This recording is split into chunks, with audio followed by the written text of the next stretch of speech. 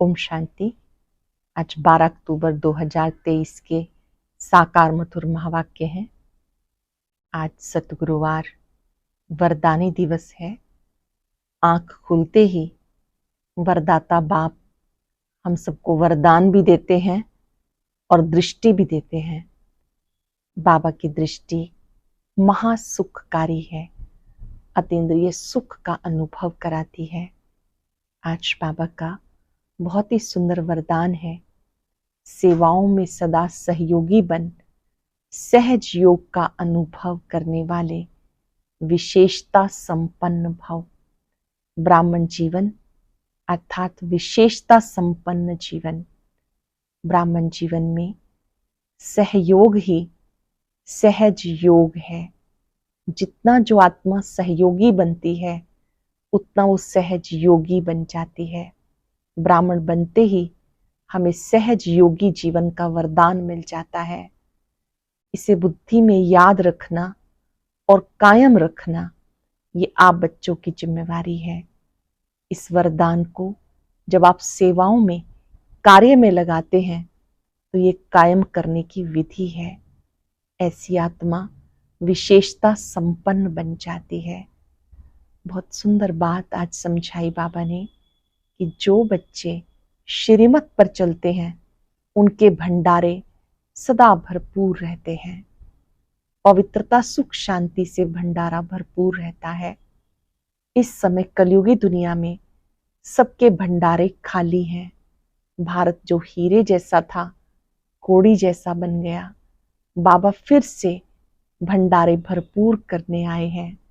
जो तकदीरवान है, समझदार है, वो ही इन ज्ञान की बातों को समझते हैं। भोलानाथ बाबा हम सब की झोली भरते हैं। ये सुख दुख का, हार जीत का बहुत सुंदर नाटक बना हुआ है। जो बच्चे श्रीमत पर चलते हैं वो कदम कदम पर सुख का अनुभव करते हैं। कोई कोई बच्चे जानते हैं कि बाबा सुख का सागर है, शांति का सागर है, पवित्रता का सागर है, लेकिन वो आकर कैसे वर्षा देते हैं, निराकार कैसे आएंगे। जरूर ब्रह्मा बाबा की भ्रिकुटी में बैठेंगे। ब्रह्मा बाबा के द्वारा शिव बाबा ज्ञान के सारे राज समझाते हैं। बाबा कहते तुम बच्चे सबकी मनोकामनाएं पूर्ण करने वाले कामधेनु हो। जैसे जगदम्बा को कहते कामधेनु, आप भी कामधेनु हो। तुम्हें जीते जी बाबा पर बलि चढ़ना है। भक्ति में काशी कलवट खाते हैं, वहां पर जाकर शरीर को स्वाहा करते हैं, जीव घात करते हैं। तुम्हें जीव घात करने की आवश्यकता नहीं, जीते जी बाबा का बन जाना है। संपूर्ण निश्चय बुद्धि बन कदम कदम उनकी श्रीमत पर चलना है। बाबा कहते मीठे बच्चे मेरी याद में रहो। कई बच्चे कहते हम भूल जाते हैं। बाबा ने कहा बाबा को भूलेंगे तो ऊंच पद कैसे पाएंगे। आप बाबा के पास आए हो स्वर्ग का वर्षा लेने के लिए। ये अविनाशी ज्ञान रतन है जिनको तुम्हें धारण करना है। जो बच्चे स्वयं के स्वरूप का और मंजिल का साक्षात्कार कराने वाले हैं वो ही लाइट हाउस हैं। आज चलते फिरते बाबा का वरद हस्त अपने सिर पर अनुभव करते याद करेंगे, मैं सहयोगी सो सहज योगी आत्मा हूं। जिसको भी मिलेंगे उन्हें भी वरदान देंगे, सहज योगी भव, कर्म योगी भव, खुश नसीब भव। अब सुनते हैं आज के मधुर महावाक्य आदरणीय बड़े दीदी से। ओम शांति। Good morning. सतगुरुवार। बाबा कहते मीठे बच्चे श्रीमत पर चलो तो तुम्हारे सब भंडारे भरपूर हो जाएंगे, तुम्हारी तकदीर ऊंची बन जाएगी। प्रश्न है, इस कलयुग में किस चीज़ का दिवाला निकल चुका है? दिवाला निकालने से इसकी गति क्या हुई? कलयुग में पवित्रता सुख और शांति का दिवाला निकल चुका है। इसलिए भारत सुख धाम से दुख धाम हीरे से कौड़ी तुल्य बन गया है। ये खेल सारा भारत पर है। खेल के आत्मानंद का ज्ञान अभी बाप तुम्हें सुना रहे हैं। तकदीरवान सौभाग्यशाली बच्चे इस ज्ञान को अच्छी रीति समझ सकते हैं। तकदीरवान सौभाग्यशाली बच्चे ही इस ज्ञान को अच्छी रीति समझ सकते हैं। गीत है, भोलेनाथ से निराला और कोई नहीं। ओम शांति। भगवानुवाच, कौन सा भगवान? भोलानाथ शिव भगवानुवाच। बाप भी समझाते हैं, टीचर का काम भी है समझाना, सतगुरु का काम भी है समझाना। शिव बाबा को ही सत बाबा भोलानाथ कहा जाता है। शंकर को भोलानाथ नहीं कहेंगे। उनके लिए तो कहते हैं, आँख खोली तो सृष्टि को भस्म कर दिया। भोला भंडारी शिव को ही कहते हैं, अर्थात भंडारा भरपूर करने वाला। कौन सा भंडारा? धन दौलत सुख शांति का। सतयुग में सब कुछ होगा। बाप आए हैं पवित्रता सुख शांति का भंडारा भरपूर करने। कलयुग में पवित्रता सुख शांति का दिवाला निकल चुका है, क्योंकि रावण ने श्राप दिया हुआ है। भोलानाथ शिव बैठ सृष्टि के आत्मदंत का राज समझाते हैं, अर्थात तुम बच्चों को त्रिकालदर्शी बनाते हैं। ड्रामा को तो और कोई जानते नहीं। माया ने बिल्कुल ही बेसमझ बना दिया। भारत हीरे जैसा सॉल्वेंट था, अब कौड़ी जैसा इंसॉल्वेंट है। भारत ही सुखधाम था, अब भारत ही दुखधाम है। भारत हेमन था, अब हेल है, नरक है। हेल से फिर हेमन कैसे बनता है? उसके आत्मदंत का ज्ञान सिवाय बाप के कोई समझा न सके। ये भी बुद्धि में निश्चय होना चाहिए। निश्चय उनको होता है जिनकी तकदीर खुली होती है, तो सौभाग्यशाली बनने वाले हैं। दुर्भाग्यशाली तो सब हैं ही। दुर्भाग्यशाली माना तकदीर बिगड़ी हुई है, भ्रष्टाचारी हैं। बाप आकर हम बच्चों को श्रेष्ठाचारी बनाते हैं, परंतु उस बाप को भी कोई मुश्किल ही समझ सकते हैं, क्योंकि उसको देह नहीं है, ज्योति बिंदु स्वरूप है।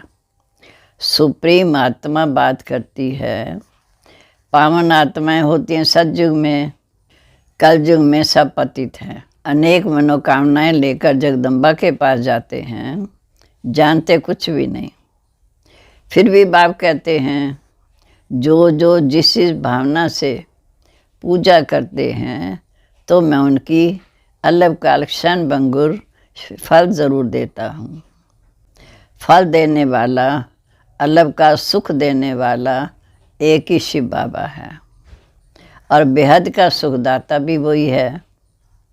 मैं दुखदाता नहीं हूँ। बाबा कहते हैं, मैं दुखदाता नहीं हूँ, मैं तो दुख हरता सुख करता हूँ। तुम आए हो सुख धाम में स्वर्ग का वर्षा पाने, इसमें परहेज बहुत है। बाप समझाते हैं, आदि में सुख, फिर भक्ति मार्ग में दुख। सुख पूरा हो दुख शुरू होता है। फिर देवी देवता वहाँ मार्ग में चले जाते, जहाँ से फिर भक्ति शुरू होती, उनके जड़ चित्रों की पूजा होती। तो आदि में सुख, मध्य में दुख शुरू होता, आज अंत में महान दुख है। बाप कहते, अब सर्व का शांति सुखदाता एक मैं ही हूँ। तुमको सुख धाम ले चलने के लिए पुरुषार्थ करा रहा हूँ। बाकी सब हिसाब किताब चुकतू कर शांति धाम चले जाएंगे। सजाएं तो बहुत खाएंगे, क्योंकि पाप कर्म किए हुए हैं। ट्रिब्यूनल बैठती है, तो बाबा ने समझाया, काशी में भी बल्ले चढ़ते थे ना, वहाँ कुआं, बीच में तलवार, नीचे शिव की पिंडी। तो काशी में भी बलि चढ़ते थे, जिसे काशी कलवट कहते हैं। अब काशी में है शिव का मंदिर, वहाँ भक्ति मार्ग में शिव बाबा को याद करते हैं। कहते हैं बस आपके शरीर छोड़ आपके पास आ जाऊं, शिव पर बलि चढ़ने से थोड़ा बहुत फल मिल जाता है। जहाँ तो तुम जीते जी बलि चढ़ते हो, अर्थात जीते जी शिव बाबा के बनते हो, तो 21 जन्म वर्षा पाते हो। यहाँ जीव घात की बात नहीं, जीते जी बाबा मैं आपका हूँ। वह तो शिव पर बलि चढ़ते हैं, मर जाते हैं, समझते हम शिव बाबा के पास चल जाएंगे। यहाँ तो जीते जी बाप के बने, गोद में आए, फिर बाप की मत पर भी चलना पड़े, तभी श्रेष्ठ देवता बन सकते हैं। तुम अब बन रहे हो, कलब कलब तुम ये पुरुषार्थ करते आए हो, ये कोई नई बात नहीं है। दुनिया पुरानी होती फिर ज़रूर नहीं चाहिए। भारत नया था, सुखधाम था, अब दुखधाम है। मनुष्य इतने पत्थर बुद्धि हैं जो ये भी नहीं समझते कि सृष्टि तो एक ही है, वह सिर्फ नई और पुरानी होती है। सतयुग त्रेता नई, द्वापर कलयुग पुरानी। जैसे आजकल देवियों की पूजा में करोड़ों रुपया खर्च करते हैं, उनकी पूजा कर खिला पिला कर फिर समुद्र में जाकर डुबो देते हैं। तो ये गुड़ियों की पूजा हुई ना, इससे क्या फ़ायदा? कितना धूमधाम से मनाते हैं, कितना खर्चा करते हैं, कितना धूमधाम से मनाते हैं, खर्चा करते हैं, फिर सागर में डुबो देते हैं। भगवानुवाच, ये आश्रित संप्रदाय का राज्य है, मैं तुम्हें इस समय दैवी संप्रदाय का बनाता हूँ।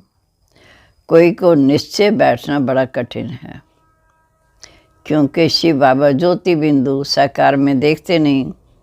आगा खां साकार में था तो किस तरह उसके फॉलोअर्स है, उनको सोने हीरो में वजन करते थे।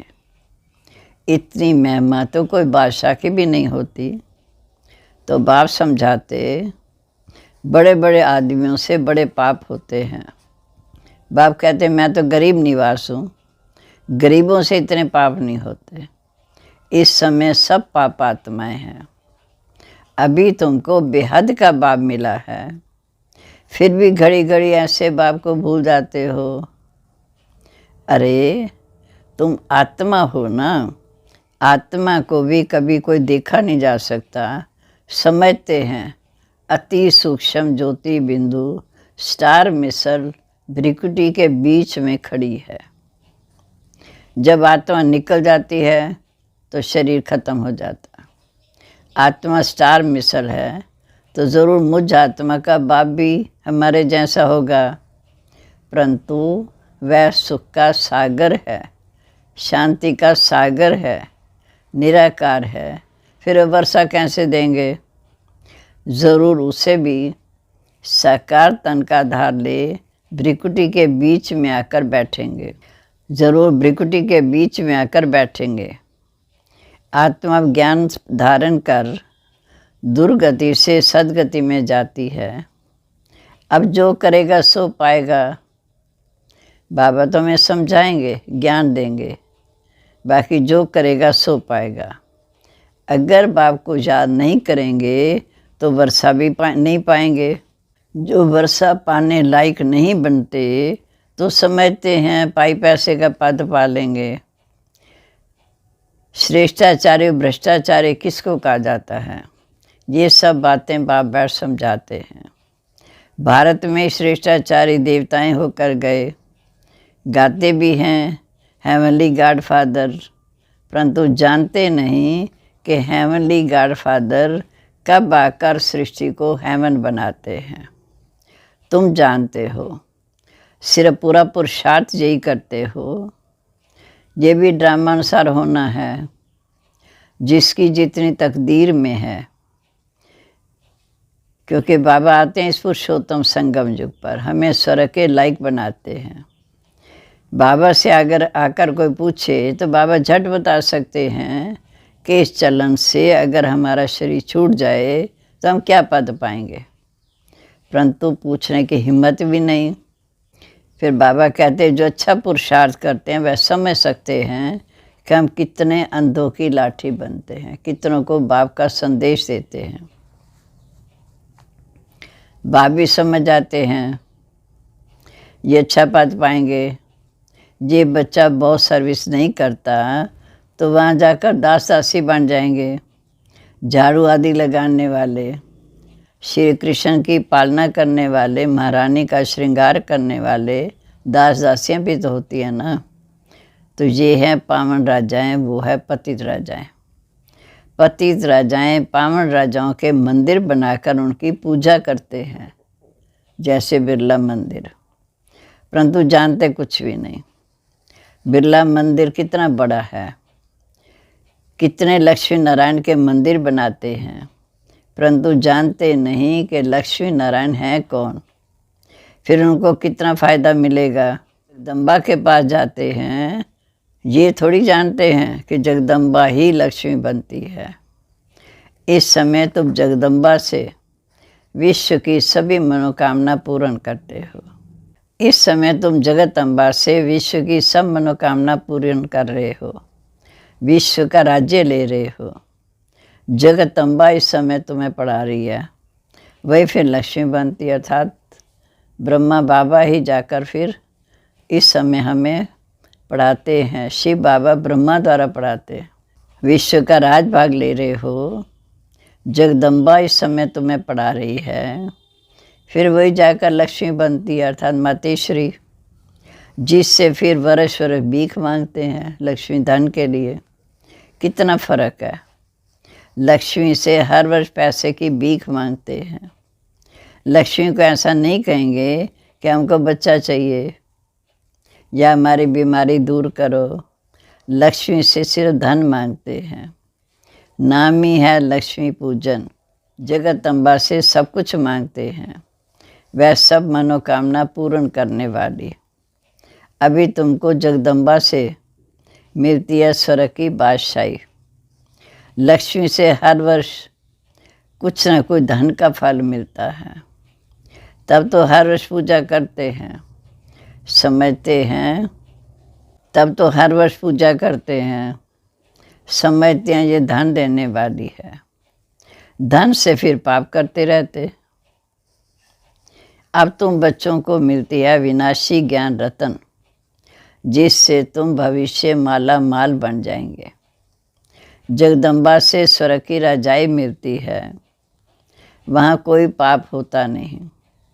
ये कितनी समझ की बातें हैं।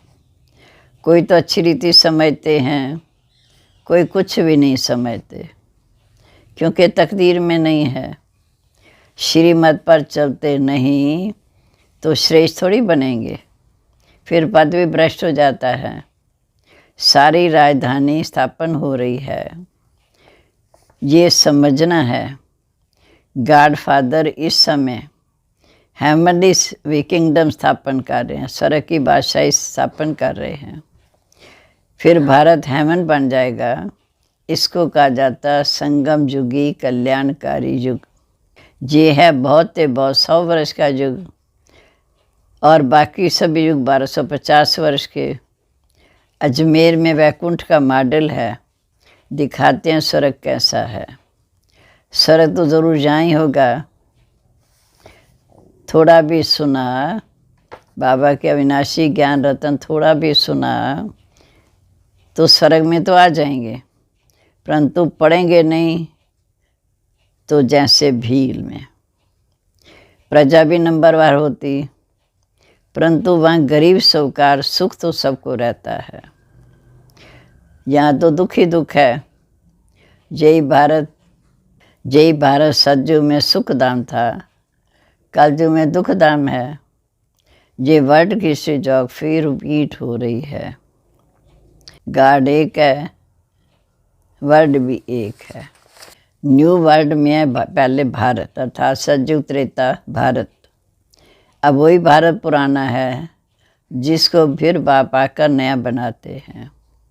ये वर्ल्ड हिस्ट्री जोग्राफी ऐसे रिपीट होती रहती है, और कोई भी इन बातों को जानते नहीं। सब तो एक जैसे नहीं बनते। मर्तबे तो वहाँ भी रहेंगे। वहाँ सिपाही लोग होते नहीं क्योंकि वहाँ डर होता नहीं।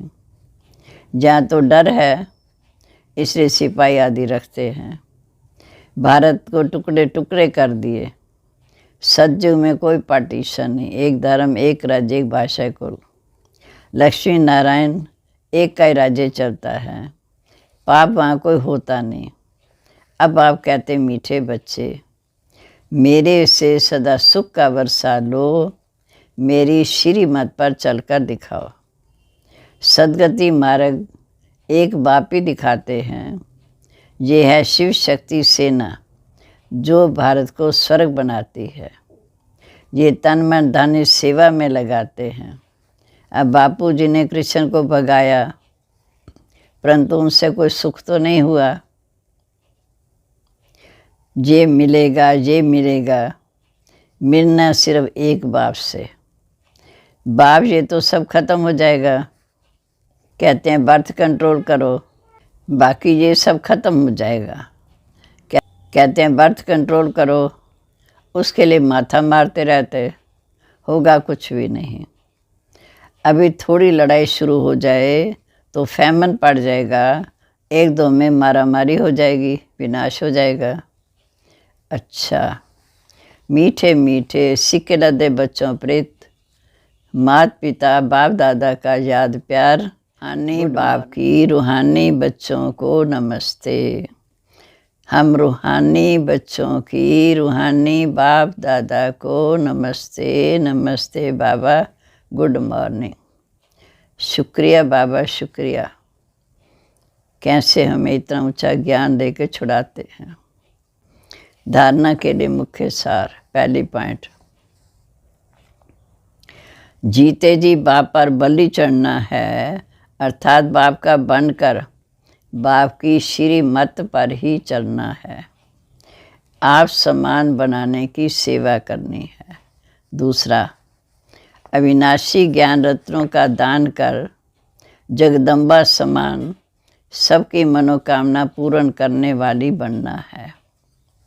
अब आज का वरदान, सतगुरुवार वरदानी दिन, प्यारे बाबा का हाथ सिर पर रख कर ये अनुभव करेंगे। सेवाओं में सदा सहयोगी बन, सहयोग का वरदान प्राप्त करने वाले विशेषता संपन्न भव। सेवाओं में सदा सहयोगी बन, सहयोग का वरदान प्राप्त करने वाले विशेषता संपन्न भव। ब्राह्मण जीवन विशेषता संपन्न जीवन है। ब्राह्मण बनना अर्थात सहयोगी भाव का वरदान प्राप्त करना, यही सबसे पहले जन्म का वरदान है। इस वरदान को बुद्धि में सदा याद रखना है। ये है वरदान को जीवन में लाना। वरदान को कायम रखने की सहज विधि है सर्वात्माओं के प्रति वरदान को सेवा में लगाना। सेवा में सहयोगी बनना ही सहयोगी बनना है। तो इस वरदान को स्मृति में रख विशेषता संपन्न बनो।